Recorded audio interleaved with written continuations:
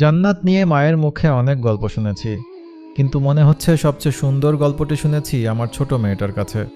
অস্ট্রেলিয়ার মেলবোর্ন শহরের খুব কাছেই দান দেনং ন্যাশনাল পার্ক নামে একটা বড় পার্ক আছে। এই পার্কটিতে হাজারো প্রজাতির গাছপালা আছে। একদিন আমি আমার ফ্যামিলিকে নিয়ে সেই পার্কে বেড়াতে গিয়েছিলাম। আমার ছোট মেয়েটার বয়স তখন মাত্র 6 বছর। আমার হাত ধরে পার্কের সরু পথ ধরে হাঁটছে আর আমার সাথে গল্প করছে। কিছুটা কৃষ্ণচূড়ার মতো দেখতে ক্রিপ মার্টল নামে খুব সুন্দর একটা গাছ দেখে মেয়েটা আমাকে জিজ্ঞেস করলো, বাবা, do you want this tree to be in your garden in the heaven? আমি একটা গভীর ভালোবাসা আর মুগ্ধতা নিয়ে আমার মেয়েটার দিকে তাকালাম। কি অদ্ভুত সুন্দর করে সে আমার কাছে জানতে চাইলো এমন একটা গাছ আমি আমার জান্নাতের বাগানে চাই কিনা। আমি সাথে সাথেই বললাম, অবশ্যই চাই মামুনি।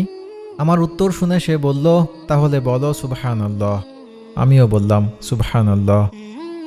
এবার মেয়ে তার নিজের মতো করে বলে যাচ্ছে, তুমি কি জানো বাবা, তুমি যদি খুব সুন্দর একটা গাছ দেখে কিংবা ফুল দেখে বলো সুবহানাল্লাহ, তাহলে ফেরেশতাগণ সাথে সাথে জান্নাতে তোমার জন্য ঠিক একই রকম একটা গাছের বীজ বপন করবেন।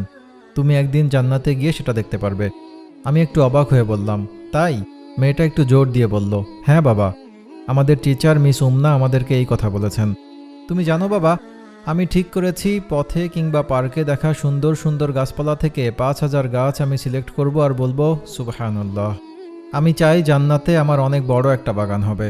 সুন্দর সুন্দর এই 5000 গাছ দিয়ে চারপাশটা ঘেরা থাকবে। দেখতে অনেক সুন্দর হবে, তাই না বাবা? আমি মুগ্ধ হয়ে একটু কল্পনা করার চেষ্টা করলাম। তারপর বললাম, হ্যাঁ মামনি, অনেক সুন্দর হবে। এই সব কথা বলে বলে মেয়েটা আমাকে সেদিন কাঁদিয়ে ছাড়ল। কারণ এরপর সে জিজ্ঞেস করলো, তুমি জান্নাতে আমার সেই বাগান দেখতে আসবে বাবা? প্রশ্ন শুনে আমার অশ্রু ভেজা চোখ লুকাতে আকাশের দিকে তাকিয়ে বললাম, আসবো মা, ইনশাআল্লাহ। সেদিন খুব দেখতে ইচ্ছে করছিল আমার মেয়ের জান্নাত আর তার কল্পনার বাগান। মেয়েটার এই কথাটা নিয়ে আমি পরে খুব ভাবতাম। জানার চেষ্টা করলাম তার ওই তুর্কি টিচার মিস উমনা কেন এমন কথা বললেন। পড়তে পড়তে পরে জানতে পারলাম এই গল্পের পেছনে আবার আরেকটা গল্প আছে। আমাদের রাসূল সাল্লাল্লাহু আলাইহি ওয়াসাল্লাম মেরাজ থেকে আসার পর একদিন সবাইকে বললেন, তোমরা কি জানো মেরাজে আমি আমাদের পিতা ইব্রাহিম আলাইহিস সালামকে দেখেছিলাম? সবাই খুব আগ্রহ নিয়ে জানতে চাইলেন, ইয়া রাসূলুল্লাহ, আমাদেরকে বলুন কোথায় দেখা হয়েছিল আর কি কথা হয়েছে আপনার সাথে? নবীজি বললেন, ফেরার পথে আমি ওনাকে দেখতে পেয়েছিলাম। তিনি আমাকে দেখে বললেন, আপনার উম্মতকে প্রথমে আমার সালাম জানাবেন, তারপর তাদেরকে বলবেন আমি জান্নাত দেখেছি। জান্নাতের মাটি খুব সুন্দর আর উর্বর। সেখানে যা কিছুই বপন করা হোক না কেন খুব ভালো ফসল হবে, কিন্তু ফসলের জন্য তাদেরকে পৃথিবীতেই বীজ বপন করতে হবে।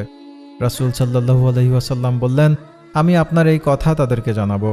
তারপর ইব্রাহিম আলাইহিস সালাম বললেন, আমি আপনাকে খুব মূল্যবান 3টা বীজের কথা বলবো। আপনি আপনার উম্মতকে এই 3টা বীজের কথা জানিয়ে দিবেন। বীজ 3টি হলো সুবহানাল্লাহ, আলহামদুলিল্লাহ, আল্লাহু আকবার। সহিহ বুখারীর এই হাদিসটি জানার পর আমি আমার মেয়ের গল্পের কারণটি জানতে পারলাম। নিঃসঙ্গ আমরা রাতের আকাশে কি দেখি? আকাশের দিকে তাকিয়ে আমি আসলে সুবহানাল্লাহ বলে এই পৃথিবীর সব সুন্দরকেও ভালোবাসার কথা জানিয়ে দেই। আলহামদুলিল্লাহ বলে এই জীবনে যা কিছু পেয়েছি তার জন্য গভীর কৃতজ্ঞতা জানাই। আর সব লোভ, লালসা এবং অহংকার ত্যাগ করে আত্মসমর্পণের ভাষায় বলি আল্লাহু আকবার। রাতের আকাশের দিকে তাকিয়ে এই শব্দ 3টা বলা মাত্রই আমি অনুভব করি দূর আকাশের কোনো এক ছায়াপথ থেকে যেন একটু জান্নাতের আলো এসে আমায় ঘিরে ধরেছে। আমি আমার জান্নাতের বাগানে আমার পছন্দের সব রকমের কাঠগোলাপ চাই।